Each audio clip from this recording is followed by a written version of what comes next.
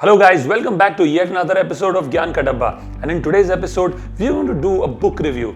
And the book we're going to review in today's episode is Atomic Habits by James Clear. My request to you is please stay with us till the end of the video. For the first time on our channel, we are announcing a giveaway, and what it's all about is something you'll know if you stay with us till the end. Gyan Ka Dabba. Now, it's been a while since we've done a book review on the channel. We've been getting frequent requests for doing book reviews, and Atomic Habits has clearly come out as the winner amongst the many suggestions made by you, some of our viewers of this channel. So we respect the inputs that are coming our way, and in this episode, we review a book which has been one of the most popular books amongst the various self-help books that are available in the market. Now, why is Atomic Habits so popular? Why is it so relevant? It's because it's one of the most practical self-help books that I've ever come across. The best part about this book is that unlike other self-help books, it's not just merely prescriptive. It lays down threadbare, step by step, in terms of how you can create good habits, how you can inculcate good habits, and how you can avoid the bad ones.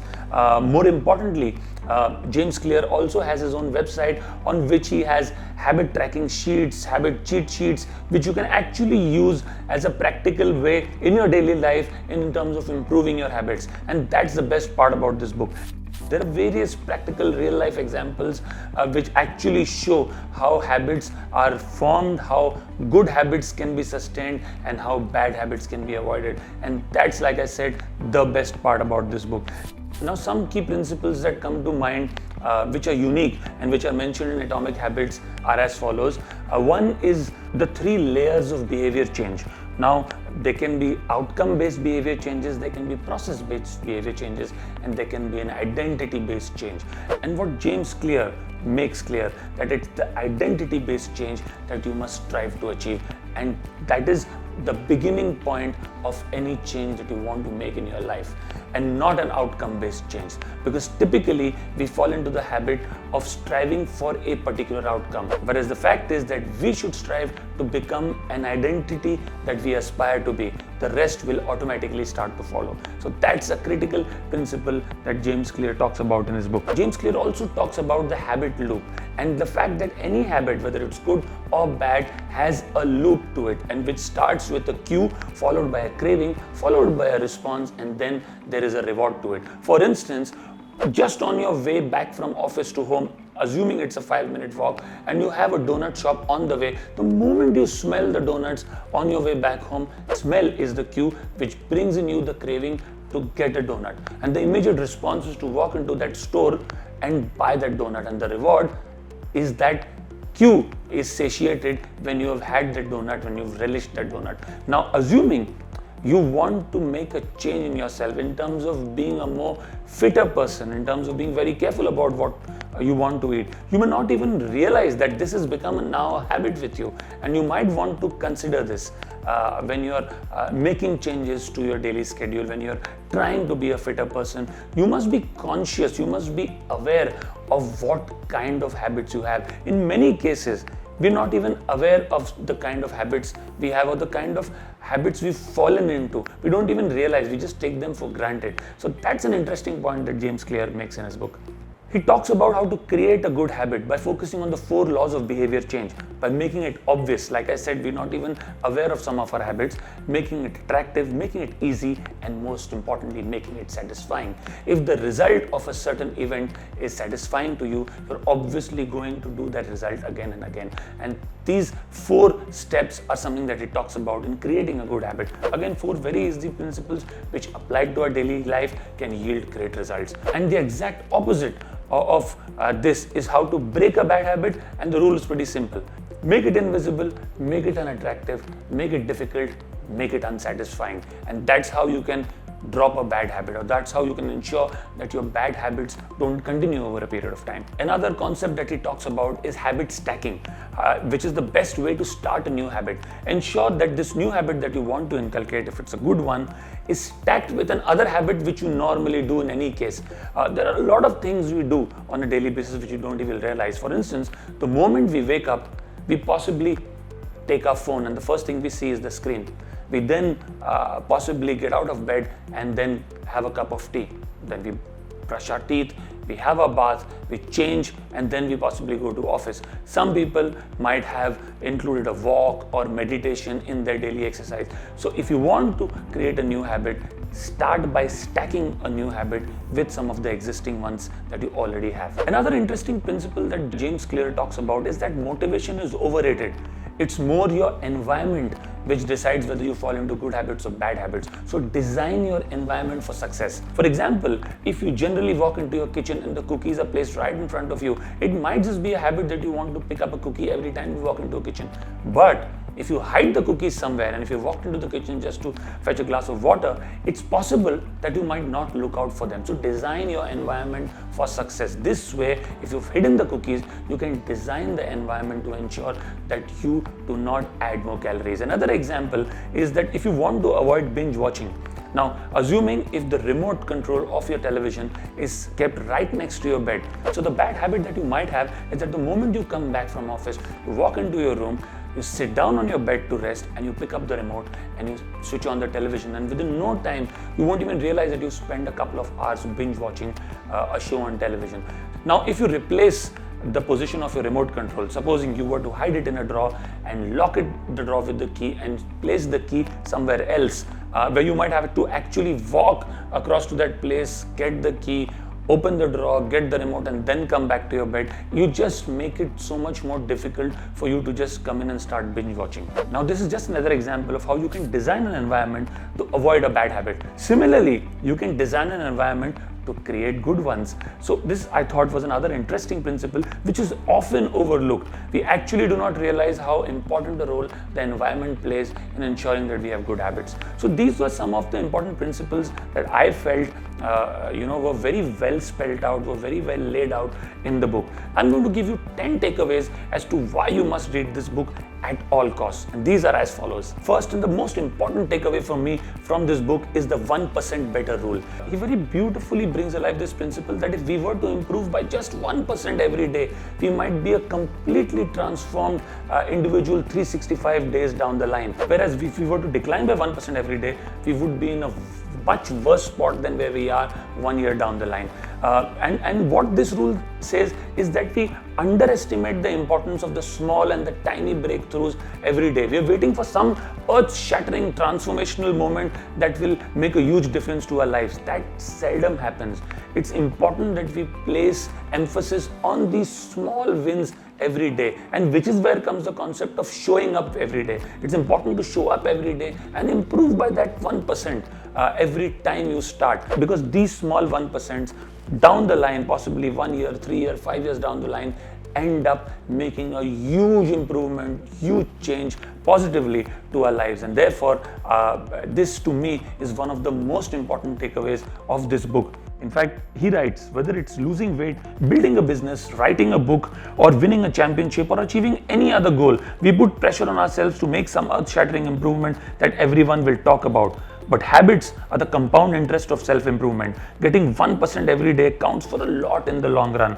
Success is a product of daily habits, not a once-in-a-lifetime transformation. And I think this principle is so critical, it's so key to improving our daily habits, that if we were to take this into account, we'll realize that a lot of positive can happen if we just start showing up and just start to make that 1% improvement every day. Now, the next important takeaway from the book to me is how we view goals versus systems, and we need to see this from a long-term improvement perspective. Now, he writes so beautifully, you do not rise to the level of your goals, you fall to the level of your systems.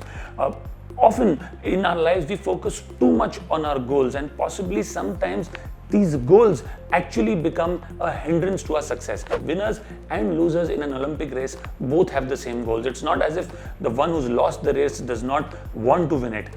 It's just that the systems they follow, the daily habits they follow for continuous improvement, that differs or that makes the difference between the winners and the losers. Now, goals can be highly effective for short-term motivation. What happens after a time when we've achieved some of those goals? We can possibly go off track and then bring our life back to where we started from. So the focus should always be on continuous improvement, and it is the systems that we create for ourselves will ensure that that continuous improvement always happens. Now, for instance, if your goal is to lose weight by 10 kgs, you can't be satisfied once you've achieved that. Eventually, your whole identity has to be that of being a fit person. And if you've targeted that, and if that is what you aspire to be, then you will create systems to ensure that you remain fit all your life, because then it becomes a continuous journey of self-improvement and not a destination where you can achieve and then go off track. So that, I think, is the second big takeaway from the book. The third important takeaway from the book is to try and create an identity-based improvement. I quote from the book, "Every action you take is a vote for the type of person you wish to become.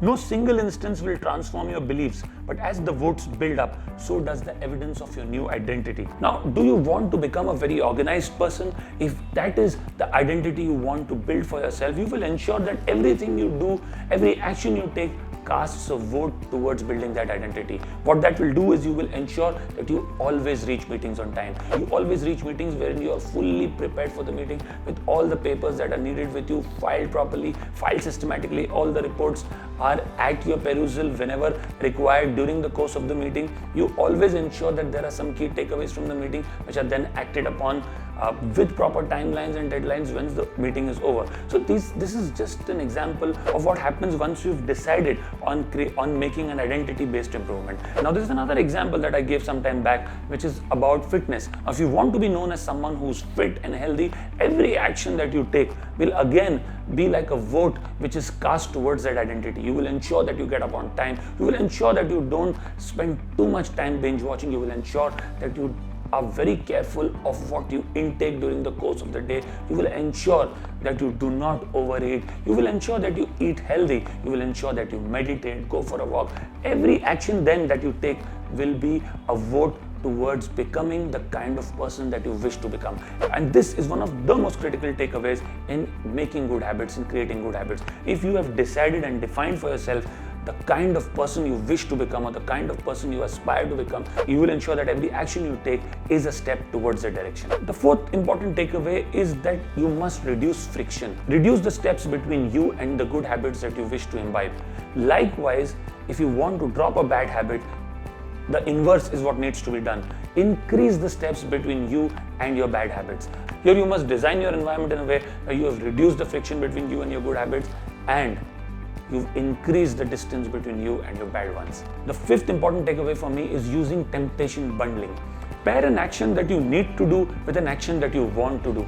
So for instance, if you want to watch YouTube or you want to listen to music, pair that with your exercising routine if you need to become fitter. So when you're on your treadmill, you can switch on YouTube and actually watch something that you want to watch, or you can listen to music at that time. So what this does is that you've made the habit that you need to do more tempting by combining it with something that you want to do. The next important takeaway is that you must use a habit tracker. Keep a track of your habits and don't lose the chain. And it is here that you must use technology to your advantage, is what James Clear says. For instance, if you're wanting to become fit, use a Fitbit or use an Apple Watch to track the number of steps you've taken, to track the calories you took during the course of the day, to measure your heart rate, etc.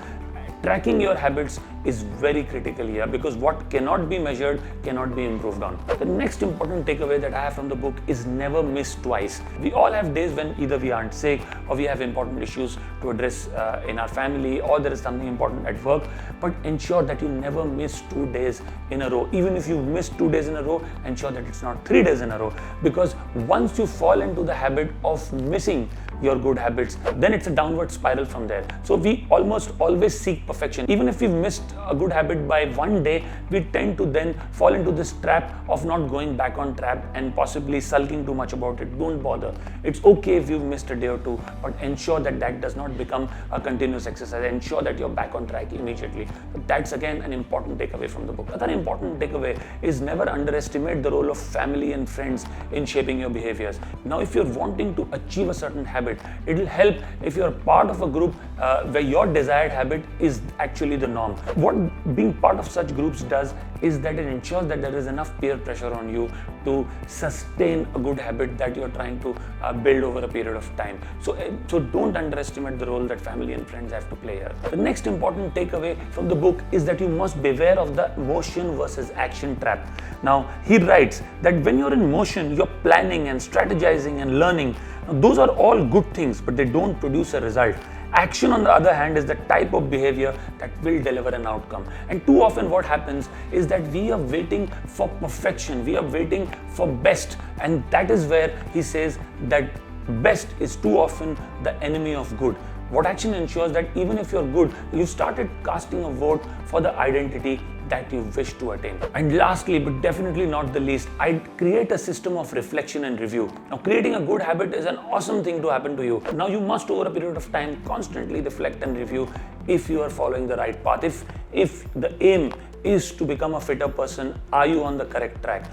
You must establish in place systems and processes whereby over a period of time, whether it's 3 months, 6 months, or a year, you are able to objectively review where you were versus where you've reached and what new changes that you need to bring to your daily habits. Are there any newer habits that need to be added to your schedule that will ensure you do better? Because remember, it is not about a certain goal, it's about the systems that you've put in place. It's about the identity that you wish to achieve. More importantly, even the desired identity that you aim to achieve may possibly undergo minor changes. There might be things that you might want to add to that identity, because of which you might want to add a few new habits, change the certain habits that you have, and which is why this process of reflection and review is very critical. So these were my 10 takeaways from Atomic Habits. I clearly believe this book is a must read for people of all ages, whether it's students, whether it's professionals, whether it's entrepreneurs, or whether it's housewives.